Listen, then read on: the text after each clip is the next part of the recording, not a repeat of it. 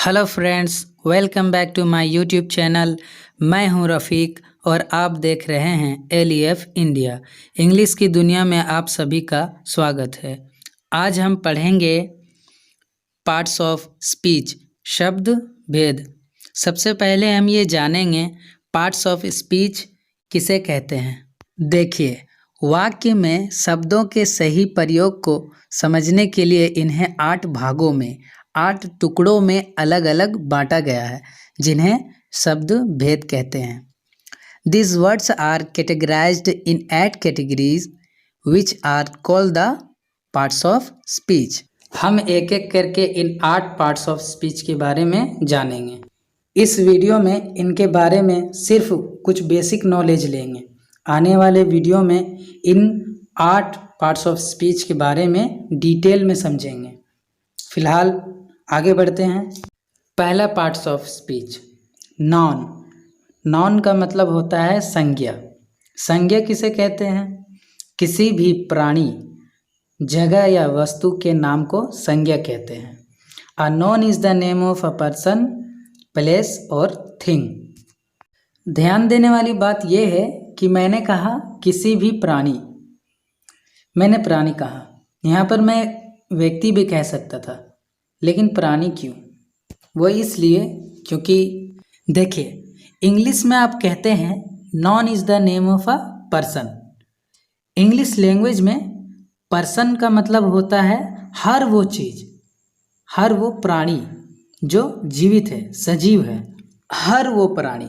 भले ही ये बात अलग है कि जब आप इसका हिंदी मीनिंग देखते हैं तो पर्सन का मतलब होता है व्यक्ति, लेकिन किसी भी प्राणी का नाम एक संज्ञा है।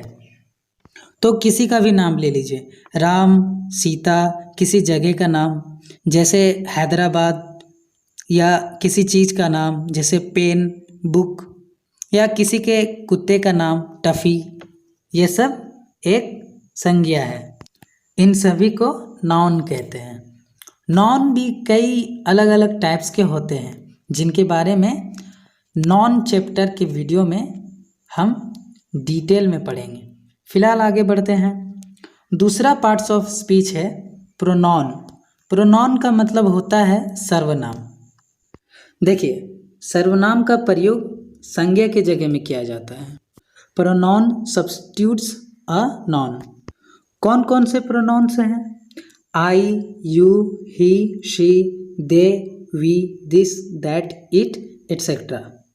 आपको अच्छी तरह से ये बात तभी समझ में आएगी जब आप इसको डिटेल में समझेंगे कि प्रोनाउन का यूज किस तरह से किया जाना है, और ये बात आपको प्रोनाउन चैप्टर में बताया जाएगा।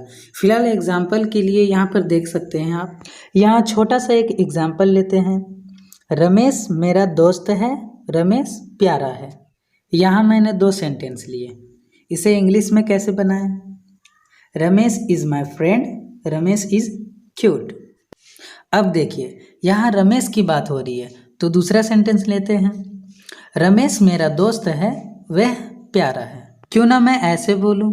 बार बार रमेश का नाम लेना ज़रूरी तो नहीं, क्योंकि मैं रमेश के बारे में ही बात कर रहा हूँ। मान लीजिए इस तरह से मैं 10 सेंटेंस लेता हूँ। रमेश प्यारा है, रमेश मेरा दोस्त है, रमेश की मम्मी बहुत अच्छी है, रमेश के पापा बहुत अच्छे हैं, रमेश का भाई दिल्ली यूनिवर्सिटी में पढ़ता है, रमेश की बहन बहुत अच्छी है। तो बार बार रमेश रमेश रमेश क्यों कहूँ? क्यों ना रमेश के जगह कुछ ऐसा वर्ड यूज़ करूँ जिससे बार बार रमेश कहना ना पड़े। तो इस तरह से मैं कह सकता हूँ, रमेश मेरा दोस्त है, वह प्यारा है, उसकी मम्मी बहुत अच्छी है, उसकी बहन बहुत अच्छी है, उसके पिताजी दिल्ली यूनिवर्सिटी में पढ़ाते हैं, उसका भाई दिल्ली में जॉब करता है। तो वे जो शब्द आ रहे हैं वह उसके, यही तो है प्रोनाउन। रमेश मेरा दोस्त है, वह प्यारा है। Ramesh is my friend, he is cute. तो ये जो ही है, यही प्रोनाउन है। इस बारे में डिटेल में प्रोनाउन वीडियो लेक्चर में आप समझेंगे। फिलहाल आगे पढ़ते हैं। यहाँ पर एक एग्जाम्पल और लेते हैं। मोहन हैदराबाद में रहता है, उसके पापा अच्छे आदमी हैं। देखिए, Mohan lives in Hyderabad, his father is a nice man. तो देखिए, बार बार मोहन की जगह मैंने कहा his father is a nice man. तो ये जो ही है, ये है हमारा प्रोनाउन। नेक्स्ट है वर्ब। वर्ब मतलब क्रिया। क्रिया मतलब कोई भी काम। क्रिया वो है जिसके माध्यम से सब्जेक्ट के कार्य या अवस्था की जानकारी मिलती है। वर्ब डिस्क्राइब्स द एक्शन और the state of the subject. Examples लेते हैं। रफ़ीक इज़ प्लेइंग, रफ़ीक खेल रहा है। यहाँ पर रफ़ीक है हमारा सब्जेक्ट, क्या काम कर रहा है? खेलने का काम कर रहा है। तो देखिए, प्ले मतलब खेलना, ये एक क्रिया है। दूसरे सेंटेंस को लेते हैं। रफ़ीक इज़ 10 months ओल्ड। ध्यान से देखिए, यहाँ रफ़ीक कोई काम नहीं कर रहा, सिर्फ उसके बारे में बताया गया है कि वो 10 महीने का है। यहाँ पे आप देख सकते हैं इज़। इसी तरह नेक्स्ट सेंटेंस लेते हैं।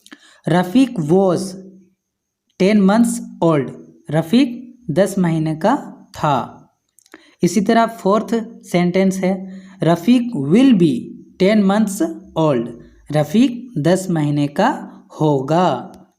अब देखिए, इन तीनों सेंटेंस में इज़, वॉज, विल बी, ये तीनों हेल्पिंग वर्ब्स हैं। ये भी एक क्रिया है। कौन सी हेल्पिंग वर्ब्स हैं, कौन सी मैन वर्ब्स हैं, इसकी जानकारी वर्ब चैप्टर में दी जाएंगी। फिलहाल आप ये जान लीजिए, पहले सेंटेंस में सब्जेक्ट क्या काम कर रहा है? तो खेलने का काम कर रहा है।